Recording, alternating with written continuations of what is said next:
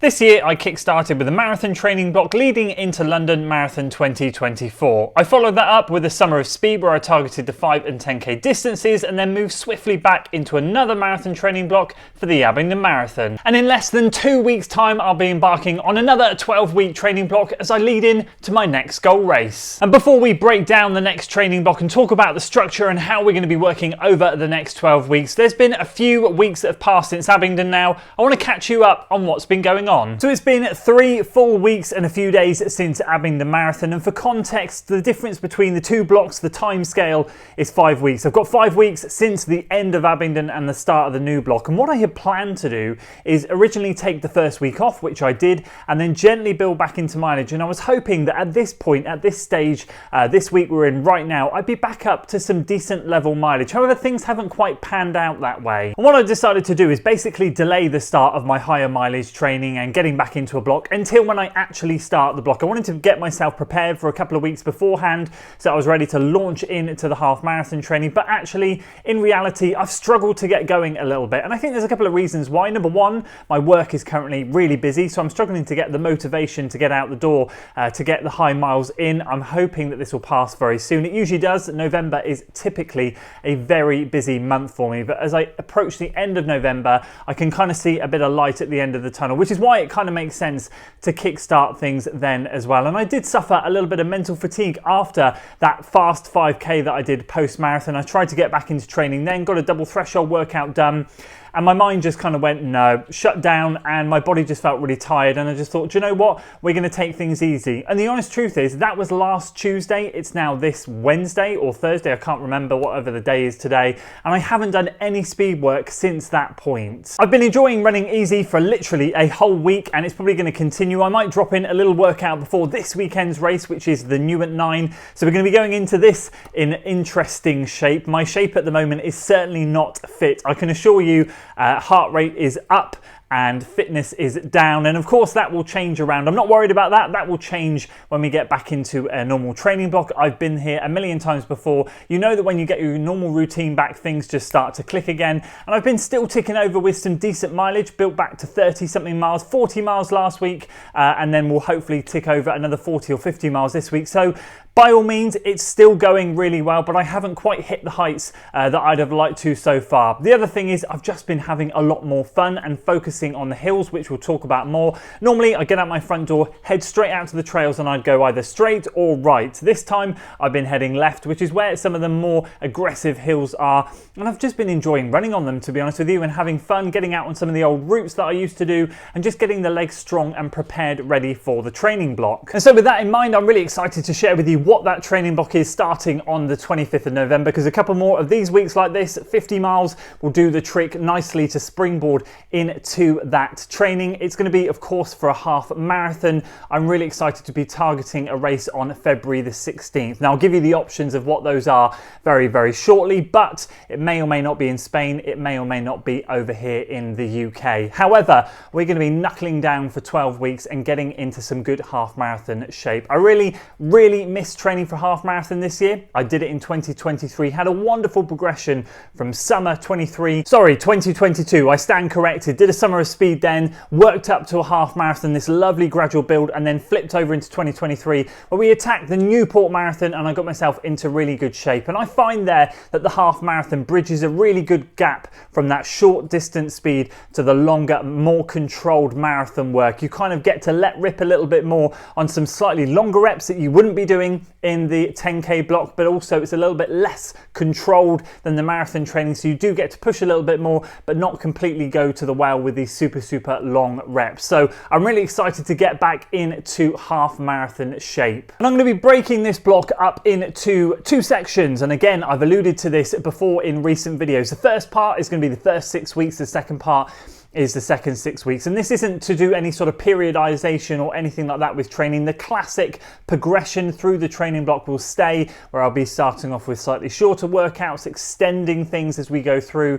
aim to peak and then bring it down for a small taper for a half marathon, and that won't change, and obviously mileage increase across the block as well. But what I want to do, and my real focus this year, is to inject a little bit of fun in this first half of the block, i.e. the end of this year, and that is to utilise the hills a lot more than I will do in the second half. So what I like to do when it comes to marathon training is get specific in and around 8 weeks out, where I'm hitting sort of road surfaces and similar terrain to what I'll be doing in the upcoming race. This time it's just going to be 6 weeks. I want to utilise the hills and get a bit stronger in this final part of 2024. Not only am I going to have more fun doing that because I'm really enjoying it right now, but of course there's no pressure in this first part. I'm just gently building up, and then in the second part, when I've got some good workouts under my belt and I flip over to that faster tarmac or some of the flatter trails, I should be in really good shape. Hills are something that I've really neglected this year once again. Another thing that's really wanted me to focus on that side of things in this first part of the block, because I did a little bit of it in 2022, a small bit in 2023, but I've done absolutely nothing this year whatsoever. So taking some of those workouts onto the rolling terrain and some of those easy runs out onto those hillier routes will hopefully do me the world of good building in to 2025. And in terms of the racing calendar, things have changed slightly. Let's talk about what we've got coming up in the goal races. I'll start with the goal race because it's the most exciting one really. I have now finally entered Barcelona half marathon. However, I'm not quite committing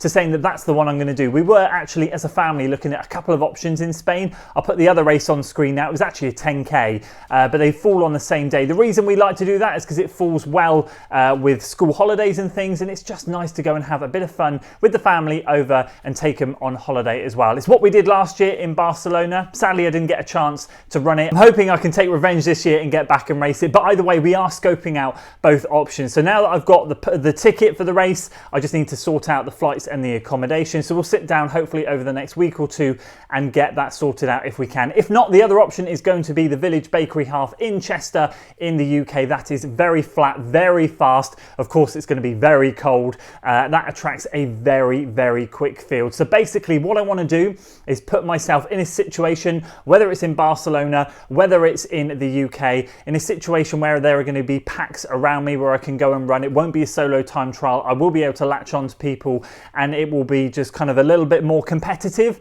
I feel that's going to get the best out of me, and I need to put myself in those situations if I want to attack some good times. If it is the other Spain race, which is the 10K, then what I'll do is I'll drop another half marathon into this block in general so that I get that done. There's a couple again that I've got penciled in if that happens, and that'll be around sort of like week 9 or 10 of the block, and I'll give that one a good go.